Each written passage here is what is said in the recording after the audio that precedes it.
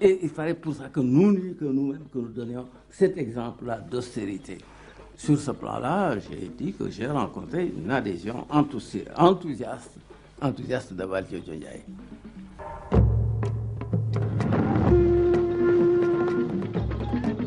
Valdiodio Ndiaye ne fut pas que l'homme d'un discours.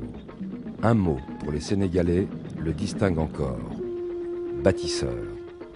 Entre 34 ans et 40 ans, pendant 6 ans, de la loi cadre de 1956, qui met fin à la colonisation, jusqu'à son effacement en 62, le ministre Valdiodio Ndiaye sera successivement ou conjointement à l'intérieur, l'information, l'éducation nationale, la défense, les finances. À chacun de ces postes, il affirmera ses convictions et son projet. Le tiers-monde, au moment où il s'embarque dans l'exaltante aventure de la liberté, tient à draguer tous les récifs qui jalonnent son itinéraire. L'analphabétisme, la maladie, la faim.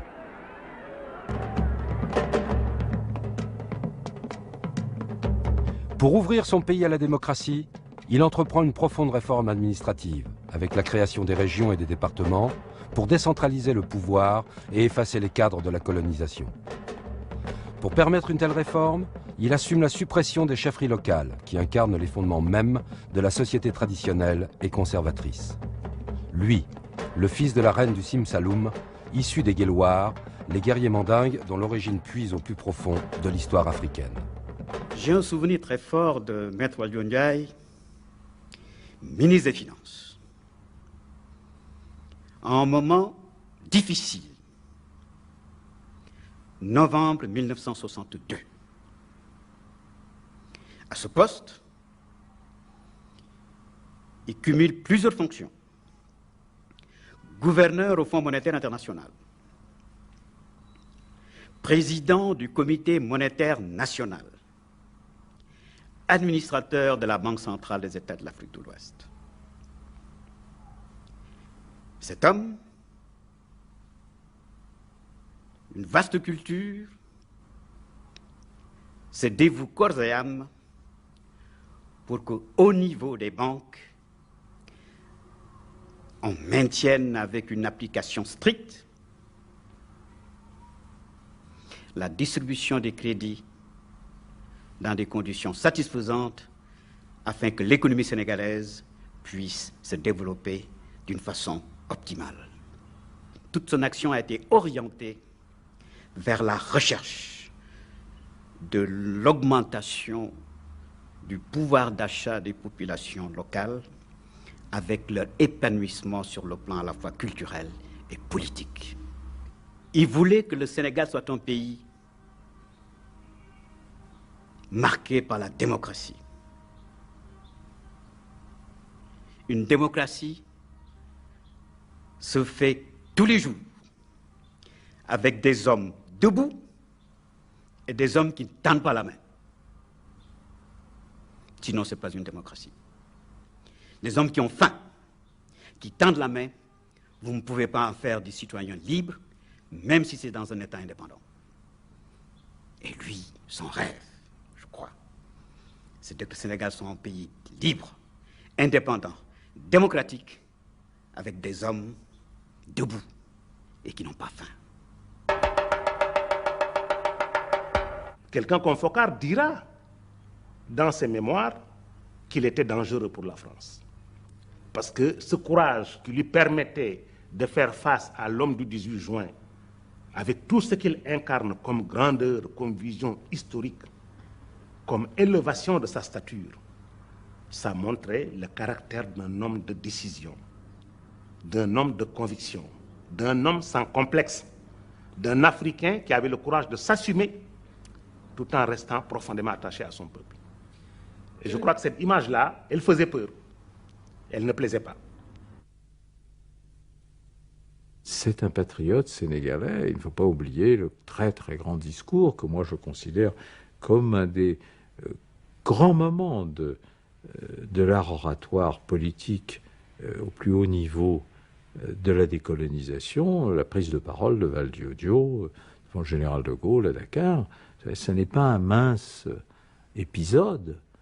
Il y a des moments où la parole est action, et cette parole-là a été une action très remarquable. Vous me disiez, les jeunes gens, la jeunesse sénégalaise cherche des maîtres, mais qui relisent les discours de Valdiodio, ils mesureront ce que signifie la conviction et le courage politique.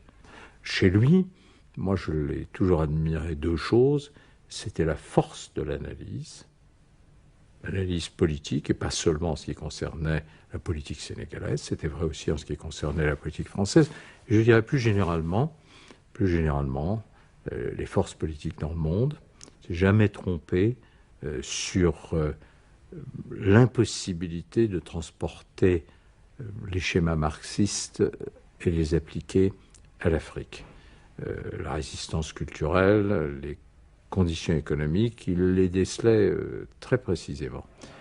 J'ajoute que Valdiodio avait, ce qui était quand même très remarquable, une foi dans la démocratie, une conviction que rien n'était possible en dehors de la démocratie. Non, un homme d'État très remarquable. Moi, je crois que la vie ne lui a pas donné l'occasion véritable d'exercer comme il convenait de si rares talents. Je savais qu'il appartenait par sa famille à une grande tradition historique au Sénégal. Mais moi, je le verrais toujours comme ça lorsque j'allais le voir en prison et qu'il arrivait dans sa robe. Là, vous savez, comme l'expression qu'on trouve, je crois, dans les psaumes sur le fils de roi. Et je souriais toujours parce qu'il arrivait en fils de roi, ce qui ne voulait pas dire la pompe du monarque, puisqu'il n'y a pas plus démuni que le prisonnier. Mais il y avait dans son port de tête et dans le sourire cette éminente noblesse d'âme et le sentiment profond qu'aucun homme, fût-ce dans la pire épreuve, ne doit jamais renoncer, si peu que ce soit, à sa dignité. Donc j'utiliserais volontiers ce terme. C'était un homme d'une remarquable dignité. Ça ne veut pas dire la distance, la dignité. Ça veut dire simplement la maîtrise de soi dans l'épreuve. Et tel il était admirable. Oui. On peut s'interroger seulement sur pourquoi est-ce que des États jeunes, avec des élites brillantes mais pas nombreuses, se privent ainsi de telles compétences. Je crois que c'est très dommageable. En définitive, ce qui est advenu était dommageable pour Valdiodio, mais dommageable également pour le Sénégal. Et c'est triste à constater. Cela fait partie d'un destin politique comme Mandela.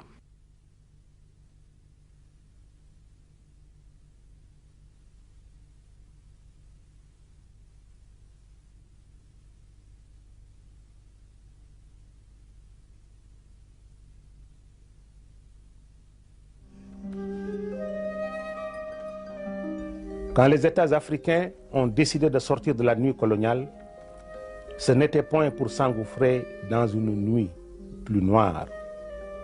Lorsque Michel-Ange a sculpté l'aube et le crépuscule, le jour et la nuit, dans la chapelle Médicis, il a gravé sur le piédestal de la nuit: si c'est pour voir la tyrannie, ne te réveille pas. Non, ce n'était pas l'aspiration à un surcroît de ténèbres qui animait ceux qui ont déchiré la nuit coloniale. Ceux aujourd'hui qui continuent de la pourchasser partout où elle persiste à maintenir ses voiles.